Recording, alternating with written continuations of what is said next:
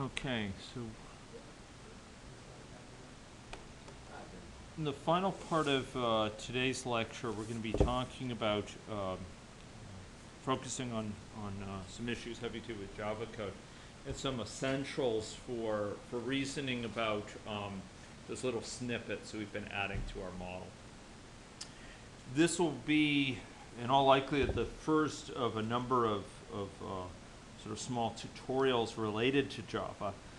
And I'm delivering them in a way that I think will give the most value early on, rather than in a way that would be a fully systematic exposition of Java, which this class really doesn't make possible. I will note that I brought up a book, in case any of you are interested, which has a number of great little case studies on nature-based modeling that might inspire some of you. I've been showing it to some of the students who have come for office hours, and I'll have it here if anyone's interested in taking a look at it, particularly after class. Okay, so within this component, we're going to be focusing, this particular tutorial, we're going to be focusing on a set of related issues in Java, which have to do with what we term classes, objects, which are instances of classes, and references, which are ways of referring to or denoting particular objects. Okay, and the reason I'm giving this first is because I think it may be the most helpful set of understanding to bring to bear when adding those snippets of code to your model. So we had introduced previously this notion of a class, and I argued that a class is kind of like a mold or a form in which we can cast particular objects. So like a cookie cutter, we can use it to create many particular cookies, but the characteristics of those cookies are in some sense dependent upon the shape of the cookie cutter. A class, the shape of that mold, dictates the shape of the objects that come from it. And typically we define the class at development time in software development, and then create multiple objects from it at runtime. I'm glossing over some subtleties and some quite interesting methods which challenge that general paradigm. But generally speaking, this is by far the most common situation. We define our class up front, just like we are doing now, graphically in AnyLogic for a person. And then we can have a population of 1 person, 100 person, 1,000 persons, 1,000,000 persons within AnyLogic running at a given time. So classes define an interface, a specification that they match, as well as an implementation. And we'll be talking about that and the implication of that later. A key distinction here is between the time we specify the class and the time that it's running. And generally speaking, as we've said, we may have many items which are specified at design time, when we're specifying a class, which are then replicated at runtime. For example, those little lines connecting agents, we define one of them at specification time in the person class, and it became multiple lines connecting that person with other agents at runtime, or connecting a person with multiple agents. So different agents would have different numbers of those things. And I argued that there's kind of an analogy here for on the one hand, specification time is like the time when we're defining the recipe, and then there's the time where we actually put that recipe into practice, the time of the cooking. These are two rather different things. And just as one cookie cutter can make many particular cookies, just as one mold can make many particular instances from that mold, here we have the separation of definition of the class and the actual objects created with the class. So we've seen operationally within AnyLogic several types of classes. We've seen a main class, a person class, a simulation class, etc. Sometimes our models will have many classes. We might not just have person, but we might have patient and doctor and nurse practitioner and physiotherapist and social worker, all within the same model as classes.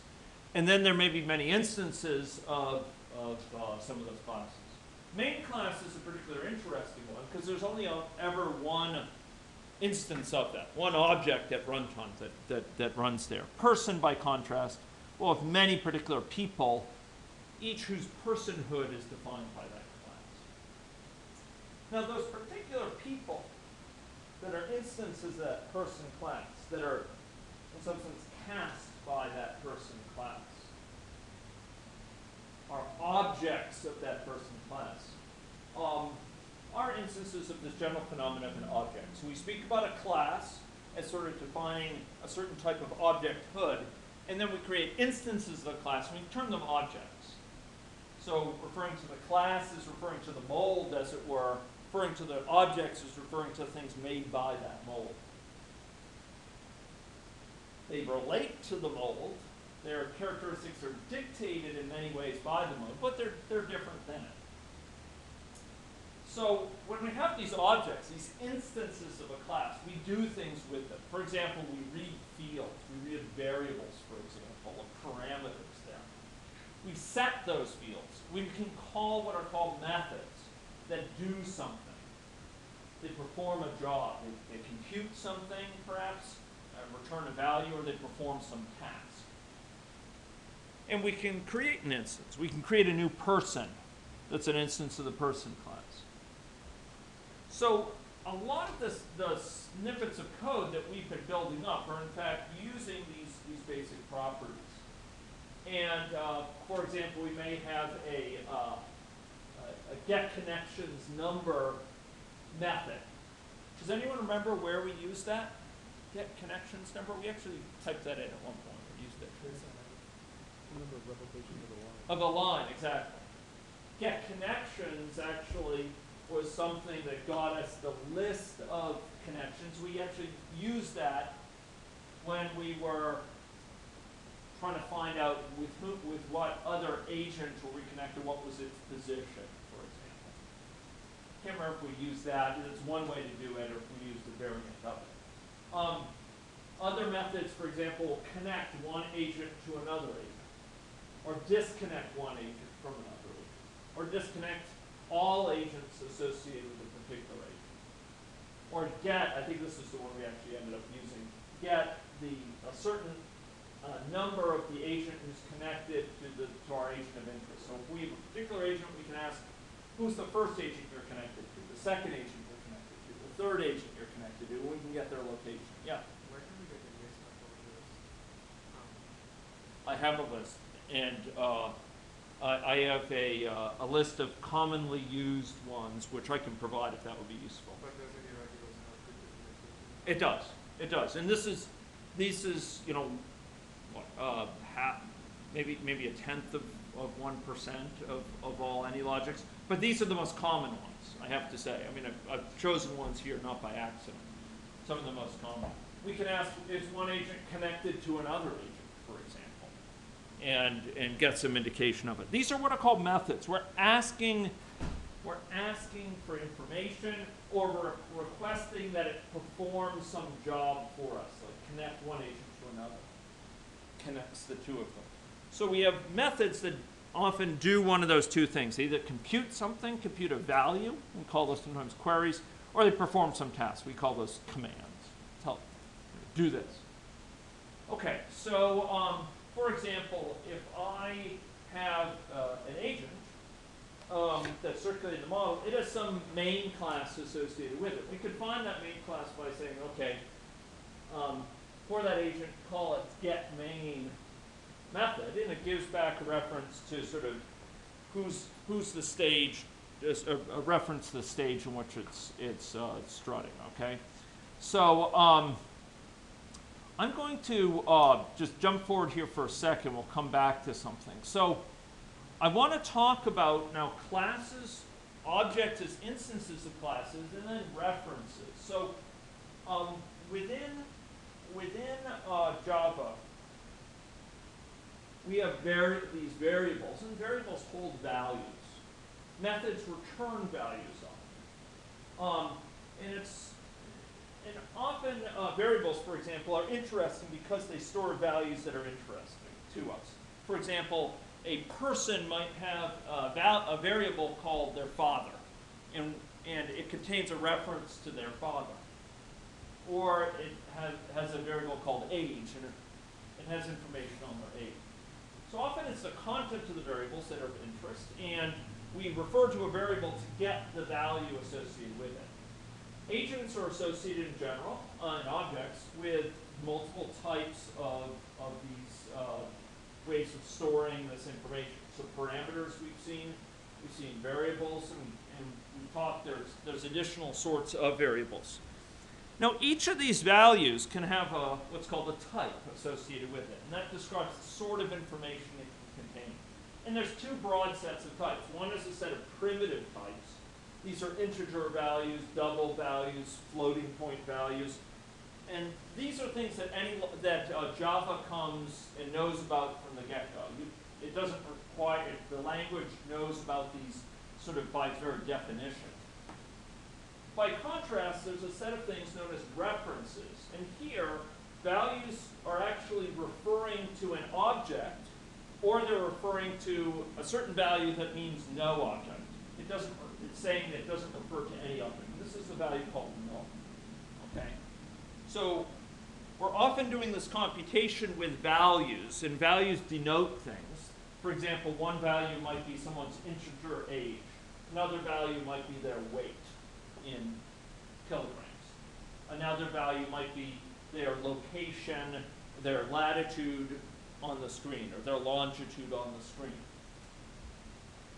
But some values are references to objects. Some values point to, as it were. They refer to, they reference, they denote another object. And these values are very widely used, and in fact, we've been using them in our snippets of code. I want to highlight that fact and help you understand why we're using them in this way.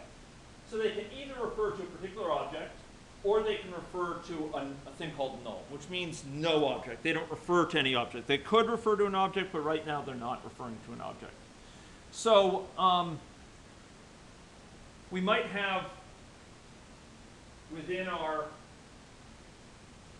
person class, for example, we might have a variable. I called it A here for simplicity, but it could be a variable that's called, my mother or something like that. And it refers to an object. So we show it as pointing to some object. And that object it refers to is an instance of some class. It's associated with a class, but it's an instance of that. It's not the mold. It's something the mold has been casted.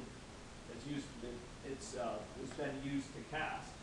So it's a piece of information with certain information. It's a piece of storage with certain information in it. So one field and another field. And each of those pieces of information has some type associated with it and a certain value. So this might be, for example, a person. And field A might be their age, and field B as an integer, and field B, what should we say, double, might be their current weight, something along those lines. So objects are instances of classes. So all those people in your model are instances of the person class we've been dealing with. They're particular people whose personhood, the general information stored within them, is defined by the person class, but they are particular people. And for each of those instances, we can store data and we can describe their behavior. And their behavior is given by something called methods, which you could think of as kind of similar to mathematical functions. They allow the object to undertake certain tasks. Now, these instances can refer to other instances. So often we'll have sort of a network of these objects at runtime. So, for example, this might be one person, and this person might refer to two other things. This, for example, might be its name. an uninspiring name perhaps, but it could be its name. And this might be associated with its other information, perhaps information on its associated pet, or information on its location in space, or what have you. So we can have these instances, and instances can refer to one another through references. So this is a reference, and this is a reference. They refer to some instance of some other class, or of the same class, potentially. Okay? So if we refer to this variable called this, that refers to, when we're in some code for an object, that refers to me. I can use that to sort of get my own characteristics. For example, my current income, my age, my sex. Well, this is a high-earning 4-year-old. This is my information, and I might refer to my siblings and my mother, for example, and then I might refer to the main object in which I'm sort of who's keeping track of everyone in the model. So I can call this.getMain to get a reference to the main object. And I could ask, okay, this.getConnectedAgent to get the first reference. Maybe it's my sibling, my first sibling, or say my mother, and then my first sibling and second sibling, something along those lines. And by calling the method getConnectedAgent 0 on myself, I can get that reference to my mother. It will return a reference to my mother. Okay? So we have these classes. We have instances of the classes shown here and with these circles. And each of those instances supports methods by which it can accomplish work for us. And it has properties that can refer, say, to other objects. And those properties might be variables, they might be parameters, etc. So I'd like you to load in. This is why I asked you to sort of open up that examples.zip file from the website. There's a model called ABM model with birth death, okay? And we're going to try to get concrete about some of our uses of this. So I will go and try to load this in as well. So I am loading this in here. Here we go. So ABM model with birth death is in that set of examples.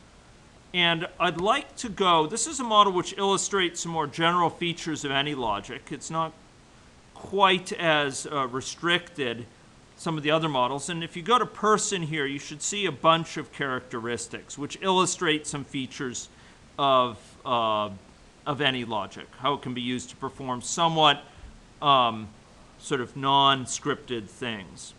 So what you'll see here is several state charts. A state chart which dictates whether someone's susceptible or infected, state chart related to pregnancy. And in fact, you'll see some things which we really haven't encountered yet, which are called functions. They're actually methods.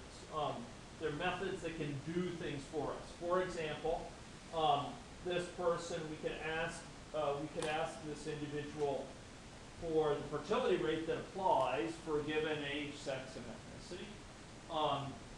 We can ask this person to perform a birth, give birth to an infant, to establish connections between an infant and connections associated with the mother, etc. And this person here is going to keep track of their children, keep track of their sex, ethnicity, and their own mother, as well as their current age. And you're going to be able to have this person come into existence and pass away at some point during model's operation. And we're going to take a glimpse at some of these pieces of the model. So I'd like you to go first to this perform birth method. And you'll notice if we click on it, it says it's a function.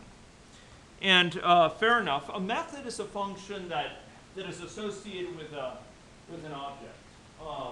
It's associated with an object, a particular object, and perform birth is occurring with respect to some particular individual. You're telling some individual perform a birth.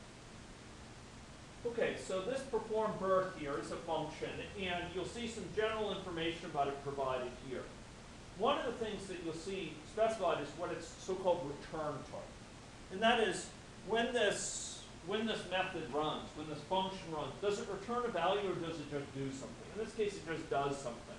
So it's got a return type of void. It doesn't return any sort of significant information. Okay, so that's one piece of information of relevance. Another piece of information is, does it require any information to run? Do you have to give it some information? And here we don't have to give it any information. The so-called arguments to the function, the information we have to give it to do its job is nothing at all. Instead, it does its job without any sort of information needing to be provided. Let's go look at the code here. And this is code associated with this person, okay? And you'll see it's in this code tab. And we have a couple lines of this code. And I'm going to squeeze down some of these windows so that we have a little bit more space in which to see this and talk about it, okay? So here we have a variable called mother. And this is a reference. This is a reference to a person, okay? And this reference is being set to our current value. So basically, this is saying, okay, I'm the mother here. Assume that I'm the mother. And I'm going to get a reference to a new offspring by calling for the associated main class add population. And I'm going to provide a bunch of information on the baby to be born. This add population is something that's going to add a new member of a collection called population within the main class. And that's going to give us back a reference to some offspring, to some particular baby. And then I'm going to report to the world the baby's joyous birth. And then I'm going to call off to two methods, for example, to establish connections for the baby based on the mother's connections. And then I'm going to establish the offspring location based on the mother's location. So I'm going to call off the two methods that have that do some work. And I'm going to add this to my list of children, okay? Which is storing away my set of children that have been born to me. Yes. So would AnyLogic do this as we're creating the function, or would we actually write this? So these functions you create have a space for you to insert code, but this code is something that you would insert yourself, okay? So in other words, when you define one of these functions, the sort of the meaning of the function, the job of the function, the task of the function is described within this code area in the function body. And some of them are very simple. For example, this function reports the current age, and all it asks for is its age, the initial age of the person when the model started, plus the current time minus the appearance time of the object. It performs a calculation and it returns that value. So some of them are very simple. Others of them, like the one we've been looking at, are more complex, okay? Now, to understand this code, I'm going to actually go back just a couple slides here to talk about composition of methods. I want to help you understand how to parse this sort of code. So suppose we have in a bit of code that has been inserted, something along these lines. This A here, it's a reference. It's a reference to some, in this case it's maybe to a person, to some object. How do we know that? Well, there's a dot here, okay? And that tells us that we have a reference here. And what we're asking for is, whatever this reference is, ask that object to give me the agent that's connected to it, agent number 2 to which it's connected, okay? 0, 1, 2. So it's actually the third agent to which it's connected. That dot is basically saying, hey, address, call this method in that reference, okay? So when we call that, returns another reference to that agent. The second agent, the third agent to which it's connected, 0, 1, 2. Could be 0, could be 1, could be 2. It's returning a reference to that third agent to which it's connected. And then we're calling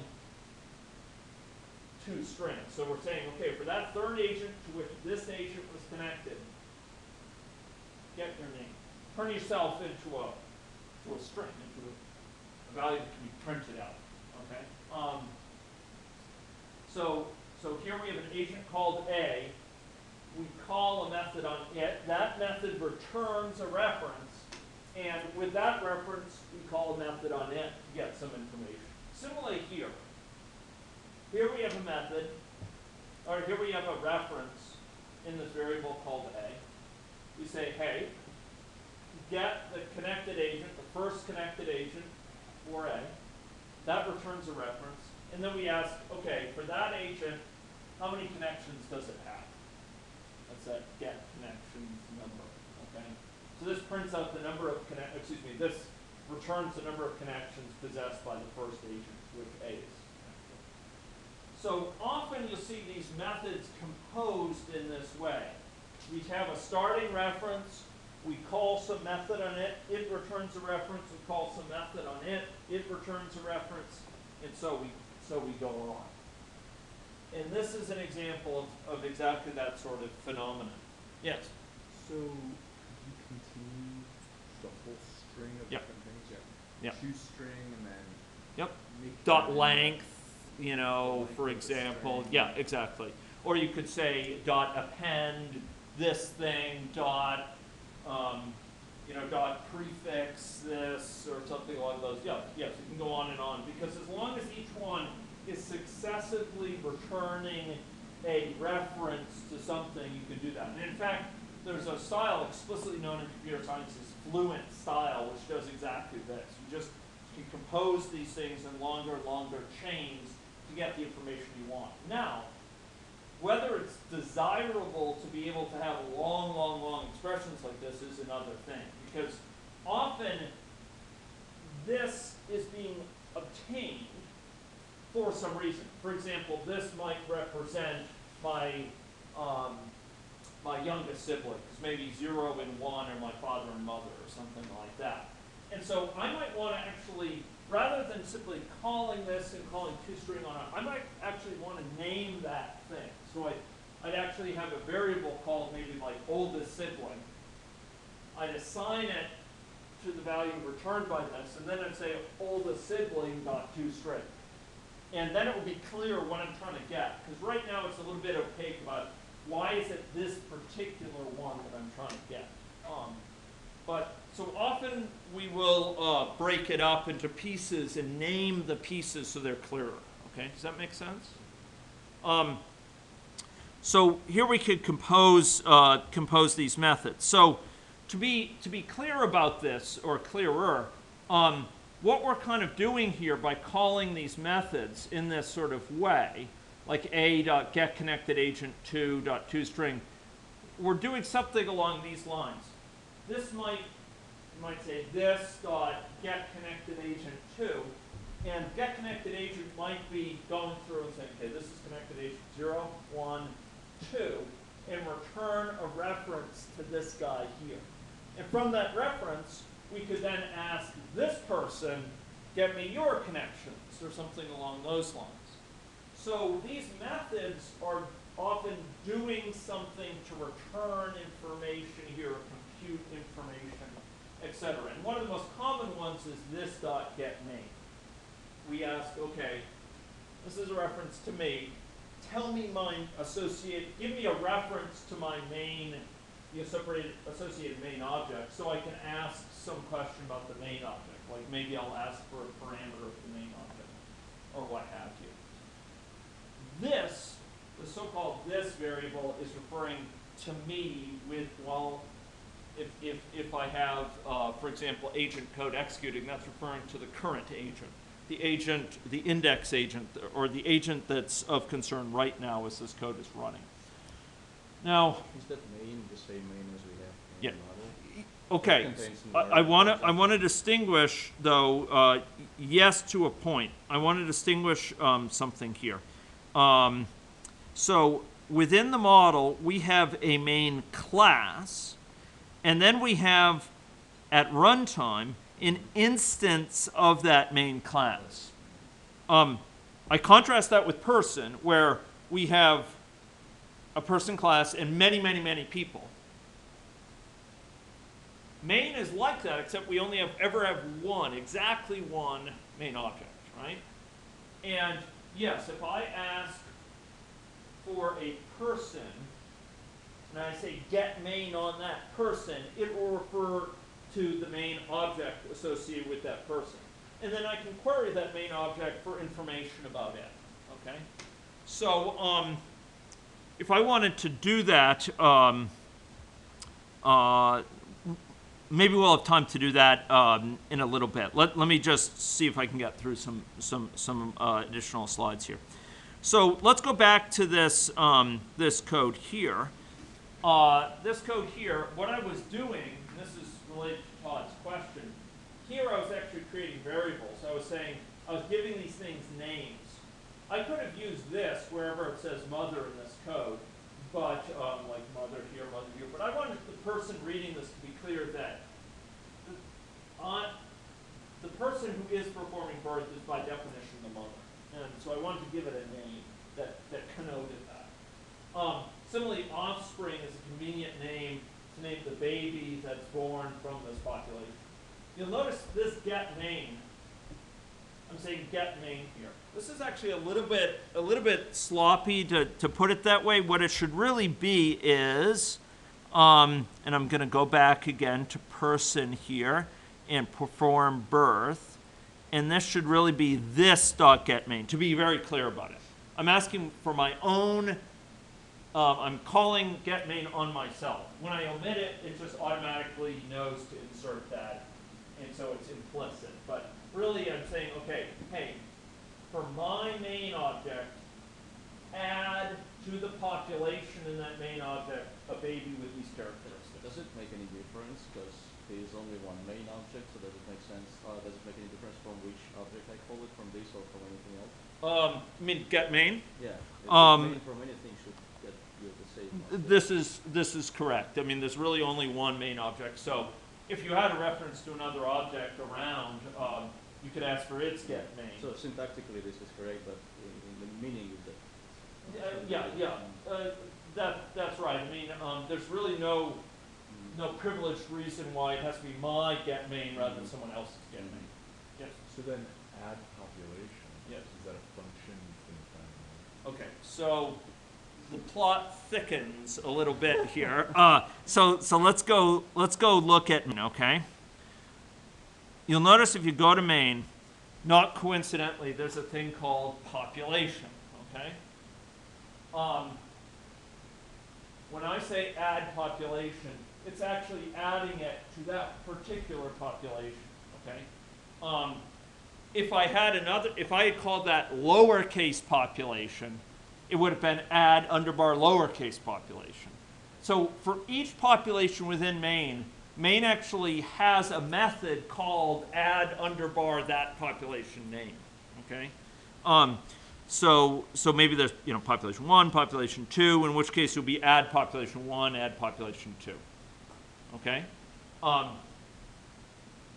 It automatically takes care of sort of making sure that's around. So if we went into the code here, we went down here and went into the code for person, and we went to perform birth, and we went to add, you'll notice there's two of them. There's add population, which specifies no characteristics of the individual, just uses default characteristics, and then one where it specifies the person's age, ethnicity, sex, etc. Okay? So those are defined there. Okay. So here, as I say, we are really doing this .getMain. That returns a reference to main, and from that we add to its population. So that is basically delegating to the main object that call add population, And that add population is something that's built in and adds in, or it's sort of something it knows how to do. It adds it to this population here. So that's an example of sort of a composition of things here. Now, you'll notice that these are calls here to other methods. So this establish offspring connection based on mother's connections. If we were to try to find that, we can do that right up here, and that's right under this. And so here, what we have is a little bit of code. And I'm going to be having further tutorials that talk about different types of Java statements and so on. But generally speaking, this code is going to work as follows. The code's job is to establish links between the baby and all of the mother's connections. So if the mother has no connections, it doesn't do anything. If the mother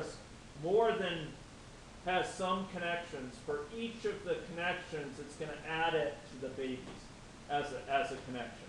This offspring.connect to, offspring is a reference to the baby, and for each of the mother's connections, for each agent that's in this collection called mother.getConnections, it's going to add that as a connection of the baby. It adds it in, and then we're going to establish a link between the baby and the mother itself right at the end of this. So we'll be discussing this code, sort of the constructs used in this code at a separate tutorial. But here we have offspring, the baby's name, connect to mother. Now, where did this offspring get defined? Where was this offspring defined? Where was this mother defined? Well, it was defined in the so-called arguments of this method. So this method to be used, in order to use this method, in order to get it to do its work for you, you have to provide two things. You have to provide a reference to an offspring. So this is a type person. It's a reference to a person class. That's what it means to be a type person. Mother is a type person. It's a reference to a person class. For this method to do its work, for this so-called function to do its work, you have to give it a reference to an offspring and a reference to its mother. And if you do that, it will do the job of executing this code here. And where is that information provided to that method? Well, it's provided in the parameters we provide right here. So here we're calling it. We specify the offspring and the mother as the references we got up here. And it will then do its job. It's taken those as so-called function arguments, and it executes this code correspondingly. Okay. It defines that on the fly, that other function. Add population defined on the fly. Which function are you asking about, though? So perform birth, you defined. I predefined it, yeah. I defined it. I also defined establish offspring connections based on mother's connections. I also defined establish offspring location based on mother's location. And these are little bits of functions. These are functions I wrote to do this job of attaching a new baby in the world to its mother's social network and providing it with a location. Okay? Let's just, so you can see a glimpse of what all this does, let's just run this thing, right? Okay, so let's run this model, ABM model with birth, death, run the simulation there. And what you'll see is a population that comes up, and you'll see new people coming in over time, and it's reporting some issue with updating the screen in this version of AnyLogic. This is built in a previous version. It's saying, okay, it may not be an exactly accurate diction, I guess, visually. But it's adding in new people to the network over time. It's also in connecting them up.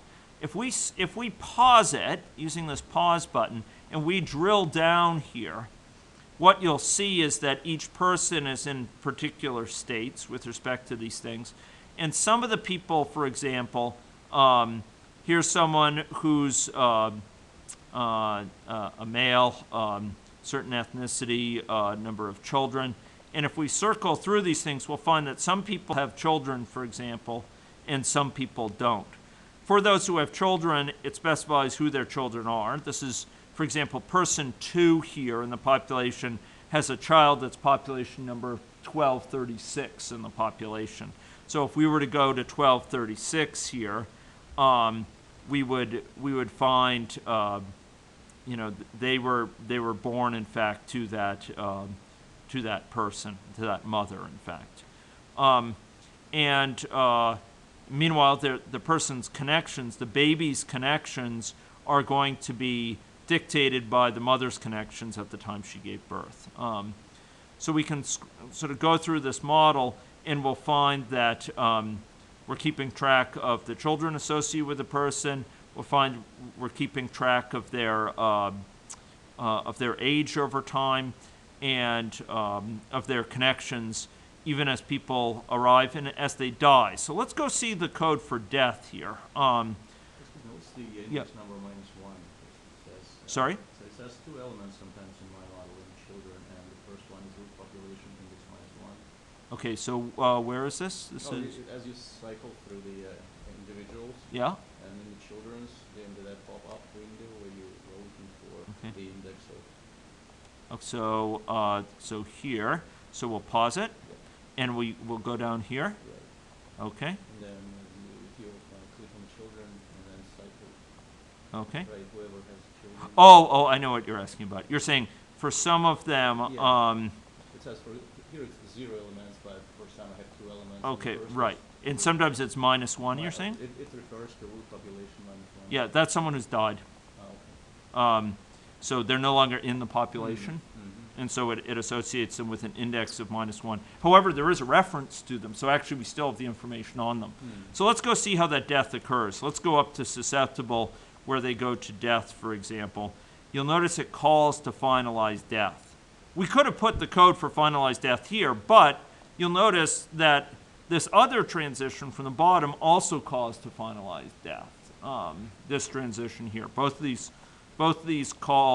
need to do some work to have a death occur. And I just defined it in a method so we could have, instead of pasting this code into each transition, we have one place to have the code. So here, this reports someone has died, and then again, this is really, to be clear, this is this.getMain. So so call getMain on my own reference. So my getMain, which is the same as everyone else's getMain. Now call that to remove population, remove me from the population. I'm dying here. So I'm dying as I'm going into this death state. So what that does is it removes me from the population. Okay? So once the person dies, you don't really have the information on it anymore, right? Okay. Because No, so it's a great question, and it's actually not the case. So I'm going to distinguish two things here. And this is the subject of a later lecture in dynamic populations, but I'll just state it now. There's actually a distinction between removing a person from this collection called population, on the one hand, versus having all the information on that person disappear, okay? So this population here is specifically referring to this collection here, okay? That's a collection of references to people. So if we were to kind of map this out, what we would have in this population is a bunch of references. So this is the population in the main class. So within the main object, as it's running, it has a bunch of things in it. For example, it has a data set. It has parameters like distance from mother and immigrants per year and various pieces of information in it, which are being maintained, right? But it has this thing called population. And you can think of this population as kind of being this long, you'd say array, this long collection of references to particular people, okay, that are extant right now. So this might be referring to this one, this to this one, this to this one, this to this one, and this is kind of a set of references to these people, right? Now, when we have these references there, each of those people is distinguished in the population, but what's going to eventually happen is that some of these people may die, right? Now, when they die, they're going to be removed from this list, and I'd have to think a little bit about how it handles this, but it may simply sort of collapse the list down. But there's not going to be a reference to that person from here anymore. However, some of these people, this might be the mother of this person, for example. And this person might have a reference to that person also. So even though this reference is disappearing, they're disappearing from this collection in the main class, from the stage, as it were.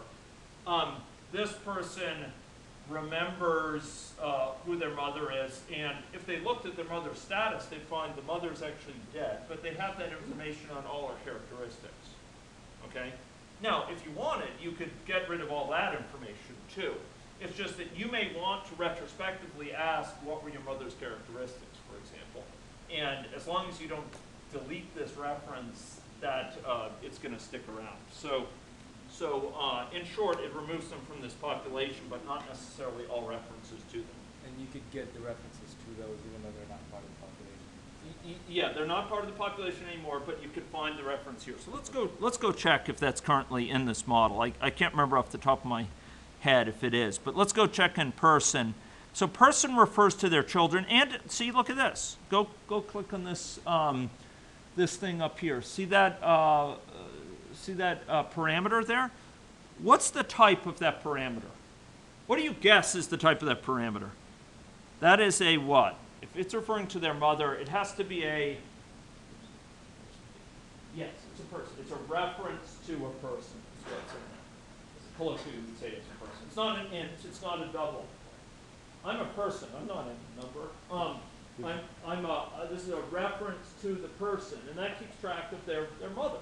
And they similarly have references to their children and so on. So each of these people might have references to, these other people who happen to be in the population as well. When those people are removed from the population, it's an indication they're dead, but it still refers to them from these people unless you tell it to clean that up too. Which sometimes you want, sometimes you don't want, right? Sometimes you'll want to be able to retrospectively ask, what were my mother's characteristics, so that you can interpret my life trajectory. Other times you might say all people who are dead all information about them should be removed. It depends on the purposes of the model. But there's no offspring. Sorry, there's no? There's no offspring. There's a children. I guess the offspring know their mother, but the mother doesn't know the offspring. No, the mother actually knows the children. Oh, This there we go. this is the children here. And this is what's called an array list, which is a collection class. It's kind of as if each of these people also had a little collection which lists all their children there. And they can count how many children they've had and so on. And this, again, is not something where those children automatically disappear when they die. So that's actually referring to sort of the cumulative set of children that they've had. So here we have sort of a rich set of connections. What this further illustrates, and I'm just going to mention it as a pointer for future classes here. You'll notice that sex, for example, here is specified not as an integer, for example, but as a thing that says person.sex, and ethnicity is something called person.ethnicity. We've actually defined, rather than simply encoding ethnicity as a number, sex as a number, which is less clear, less transparent, because you're not quite sure what a 0 and 1 means, perhaps, unless you have a lot of familiarity with the data. And it's an invitation to mistakes, because, for example, you could have an ethnicity assigned to be a sex and have it accepted, even though semantically it's a different type of quantity. But here we can actually define a set of ethnicities. And I'll just show you where this is defined. If you go click on person and you go to Advanced tab, you'll see that we here have defined sexes, male and female. We've defined ethnicities for various types of Canadian relevant ethnicities. And those allow us to then refer by name to particular ethnicities. And again, without using strings, which you might forget to capitalize consistently or whatever. So, here's a NGT or First Nations individual, or East Asian or what have you. So we can define sort of our own custom named data types, and then we can refer to them for sex and ethnicity. But here we also have references stored in mother, etc. So where do you think performed birth is called from? If you want to guess, we saw where finalized death is called from. Where within this model, just looking at it, would performed birth be called from? Wasn't it a transition from, Yeah, exactly. It's right there. So if we go to that transition, when that transition fires, there's an event, an action which occurs, which simply calls perform birth. Now, again, folks, I could go and take all the code that's in perform birth, all this code, and I could just stick it right into here. But from my point of view as a software developer, it's a lot clearer to just focus right now on, okay, there's a birth that takes place, and leave the details, all the gory details, how that takes place, and so on, to be hidden up here. Because after all, I might want to change that occasionally. In other cases, there may be multiple uses of something. Perform birth is only going to occur once right now, but you could imagine there might be 2 pregnant states, one with gestational diabetes and one without. Or, a birth with a pregnancy with additional complications or without. And so there might be 2 transitions that are associated conceptually with a birth. And by simply delegating to a performed birth method, both of those could delegate without copying and pasting code. Copying and pasting code is extremely dangerous because you may be copying and pasting bugs. If you have to fix it, you have to fix it at multiple places. And in general, it's less clear to read.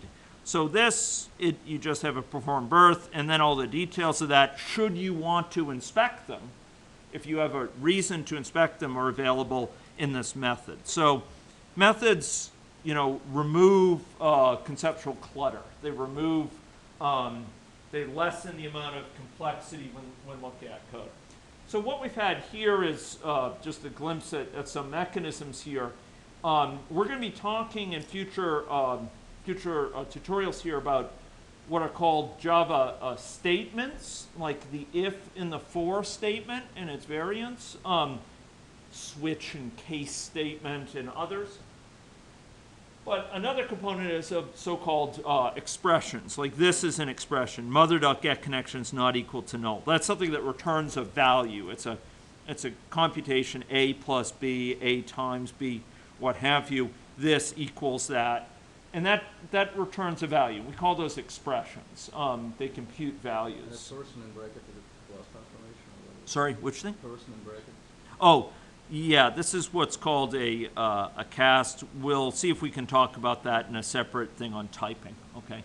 But basically it's saying, here's a generic agent. I happen to know they're a person. Treat them as a person. Yeah. And then it treats them as a person. Here we're setting the location of people. Okay, yeah. I just wonder, is there any reason to call a agent just generic agent? Couldn't you just call it person from the beginning in that for statement? So in other words, Yeah. a person. Yes, it's because this only returns agents. Oh, it doesn't return. It doesn't return persons, and it's because it's a generic method. It doesn't. When AnyLogic defined get connections, the get connections method, they didn't know if you'd be building a model of persons, of deer, of elephants, or companies, and so they just defined it to return agents. Now your person is what's called a subtype of an agent or subclass of an agent, and we'll talk about the implications of that separately. Okay, but basically it's a type of agent. It's a variant of agent. Okay, it is an agent, but it has additional properties associated with it. Okay, so if we have a given agent, we can call getMain, and we'll get our associated main class.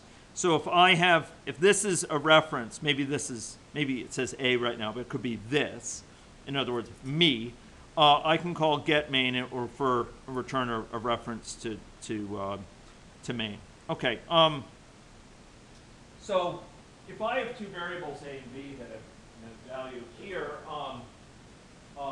if this is a so-called primitive value, we'll simply make a copy of that quantity. So if I say A equals B, and B had 4, A had 2, it'll simply assign 4 to A now. On the other hand, if B has a reference to an object, A will now hold a reference to that same object. So if I have A equals B, B had a reference initially to some object, and I say A equals B, now A will point to the same thing. So when I had in my code there, and I'll just jump back to this, when I said mother equals this, what that's saying is, I have a variable now called mother. Maybe I'll put it further up on this board. I have a variable called mother, with lowercase m, and it's referring to. Excuse me. I'll do this chronologically. Here you have this. This is referring to some person, right? It happens to be the one that's representing the woman giving birth. And when I say mother equals this, what that's saying is, okay, get a reference to this and use that for the value of mother. So now I can refer to mother, and I'll also be pointing to the same person. Those are both pointing to the same underlying person. Mother is just a synonym, as it were, for this. It allows me to refer to this by a more convenient name. Okay? Here we can have that. Now, you'll notice that if I modify through one of these, like if I were to say now mother.age equals 3, you know, I've somehow changed my mother's age. Or if I say mother income level equals $100,000. I assign my mother a certain income. That'll be visible through this as well. This also refers to the same person. So it can also see that change. Okay. So the type of a variable indicates the sort of data to which it refers. We declared in this code the type of this mother variable is person. The type of this offspring is person. And in fact, in this method here, I told you that you had certain so-called arguments defined, also called parameters, and they have a type too. Here's the type person. So offspring is passed to this.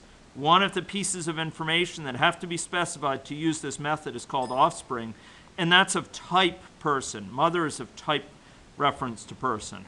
Both those are reference to person. So these are the type associated with those parameters, and that type describes sort of the sort of data to which it refers. So locator variable type tells you much about how it can be used, the sort of things that can be done with it. Maybe getting into too much detail. Let me, I think I may leave this till we need it for talking about landscapes in two-dimensional movement. But right now, this information should be sufficient for you to start understanding a bunch of types of the information. So maybe what we'll do in the closing minutes here, let's go back and look at the model we built up earlier today and last time. So let's go back to person, and let's go to some of those properties that we've been filling in. And we'll try to work through them and give some intuition for what's going on. So let's first look at this infection, this infection transition. A very short question. Can we yes. Copy the person from this to another? So can we create, in other words, a copy of this object, not just a reference, but create a copy in memory? Yes. So there's a thing called cloning, which could be used to clone that, and certain objects support cloning, and certain do not automatically. But in general, yes, you can. So I would call in a function or a method for that, or I could use an expression like equal or. Yeah, you could say for a lot of these things, you could say like A equals this dot clone, and it will actually it will now have A being sort of all the properties of the person will be the same. It will be a doppelganger of that one, but it will be a different person. So if you modify this, it wouldn't modify that, right? Right. And yes, you can do that. you don't see that much in AnyLogic, but yes, you can do that. So instead of pointer creating the object. That's right, but not all objects support this. Certain do, certain don't, and I don't want to go into that too much. Okay, but let's go through some code right now. Okay, so this code that we built up. So here's the infection message. So what happened here? Well, we had an action, and this action simply calls off to a method called traceLN. Okay, now this is referring to me, and I'm appending it as this plus is sort of a string attachment between this and some variable. And this, again, is appending a string that represents the current time. This is a call to the method. And this would be this dot time that would be associated with that. I believe it turns out there's something called static method, and that may be involved, but I think this is this dot time. In any case, this involves a call to at least two methods. This one here, well then actually two methods here for appending these. You just don't see them explicitly. And then this is yet another method out there. Let's go take a look here at this transition. So the transition associated with this. So here what we have is this dot send. So it's saying, hey, me, send a message infection to a randomly connected person. That's going to be sent out. Okay. So that's just a single method call. Nothing fancy there. Let's go look up at this line. So this line had some more sophisticated properties. If we go to dynamic, you remember we typed this in now 2 or 3 sort of lectures ago, 2 or 3 sessions ago. So I've just gone in person up to the line there, and we had this replications property. This specified how many copies of the line we're going to have when this object is running. The class only has one line shown visually, but for each object, for each instance of the class, it may have a different number of lines. And how many lines it has depends on how many that particular person's number of connections. This being that particular person of that object, asking, hey, for that person, asking how many connections does it have. So this is calling the getConnections number method on the reference to myself and saying, hey, give me my number of connections. Does that make sense? Okay. dx down here, let's go read through that because that was probably pretty mysterious when we put it in. Let's go look at that. Okay, so dx, given that we have a certain copy of this line, so we have a line that's connecting two objects. It's been replicated for some number of times. Maybe this person had, so I'm just going to trace back the logic here. Maybe the person associated with this line, the current person had 3 connections, so it made 3 replications of the line, 3 copies of the line. What's shown visually in the class, the mold for the person as one line, it actually becomes 3 different lines, right, at runtime.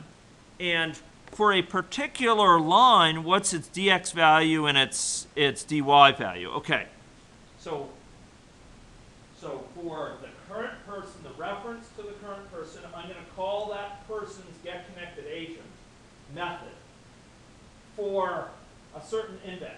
And specifically, that index is going to be given by the index of the line. So this is line 0, 1, 2. That's what that index is saying. So if I'm calling this with line 0, it's going to say index is going to be 0, and it's going to say get for me for the current person at issue here, the person whose circle is shown there. Get my connected agent 0, and it's good. And this call here, this get connected agent of 0, is going to return a reference to that agent to whom I'm connected in the population. Maybe it's a reference to this agent here, right? So the index basically works here as a cycle for each connected index. Yeah. So we can know this because right over here is a little thing, and it says index is index of replicated line. Right, but in fact, even though I don't write the for statement, I know that it will sort of cycle through all the agents. Correct. So that replications is saying how many copies of line for each of that line, for each of those lines. So at the moment of creation. This is going to be no, on an ongoing basis actually. This is going to be applying. So on an ongoing basis, at the moment of creation, yes, but then even as the network changes and so on, for each of these lines, this code is going to be running, and for that first line, index will be 0. For that second line, it'll be 1. For that third line, it'll be 2 here. And, okay, so saying for the agent, get me the connected agent associated with this line. That's going to return a reference to that connect agent. And I'm asking for that agent to get X value. The location of them on the screen, their X value on the screen, or their location within the space. And I get that value back. And then I take the difference between that X value and my X value, and that's how far over the line has to go, right? So if they're way over here, and I'm over here, so if this is this person's get connected agent 0, and they're over here and I'm over here, this line is going to have to go all this distance. Boom. Just like that. And similarly for Y, this is going to return the connected agent associated with this replication of the line. You're going to get the Y value of it, and you're going to subtract off the Y value of the current, of the agent of concern, and get sort of how far up it has to go or how far down. I can't remember. In any case, that will get the difference. So that's how that's working. Here we have this kind of nested calls where this is referring to me, this is referring to the agent to which I'm referring, this is getting their X value, and this is subtracting off my X value. Does that make a bit more sense now as a bit of code? Yeah. Yeah, except where do we define the agents that we're connected to, where this object is connected? Okay, so that's a great question. How does it know to whom I'm connected? Where is that specified in this model? It's in the environment. It's in the environment. And the population indirectly, because the population says, hey, use this certain environment. So let's go first to the population. It says the environment for this population, the context of that population, use environment. And for that environment, it is going to be saying, use this distance-based network with a connection range of 50. So it's going to be creating, it's going to be throwing down people onto this space. It's actually a continuous 2D space. And then it's going to be connecting them up if they are located within 50 units of one another. Okay? 50. But it's going to be throwing them randomly, I guess? Yes. It's going to be throwing them randomly down. And in fact,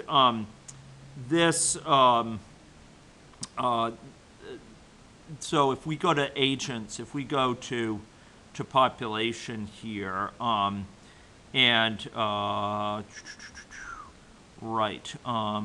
just give me a second here. Excuse me, I think it's actually in the person agent. You'll notice there's in the person agent, you can say, does the environment define my initial location? I can actually specify override sort of my initial location if I wanted to, rather than having the environment dictate it to me. So there is a way to sort of have it be more general and have you write custom code for it. Right now, it sort of throws you down uniformly with space. I could use a random barrel also distribution. Yeah. You could have them normally distributed around some point, or you could, have them distributed uniformly in one direction and log normally in another, or whatever. So environment is basically a macro, we should say. Yeah, that's right. It sort of makes it easy to define things. And as we'll talk about on Friday, I think we should get to it. Turns out there's some interactions between network type on the one hand and spatial location. So what we've seen here, ladies and gentlemen, is a situation where your spatial location determines who's connected, right? So your topology, who you're connected to in a network, is dictated by your pre-existing location. Location is more basic, as it were. And in fact, if you have people move around here, you'll see the network sort of form and reform as they sort of come closer together, as they go further apart, sort of reflecting as I walk past someone, I'm within breathing distance of an airborne particle, what have you. But there's other network types and layout types, more layout types is the critical thing, where we can have the network locations of an agent dictate their location in space. So people who are closer together in the network are located closer together in space. And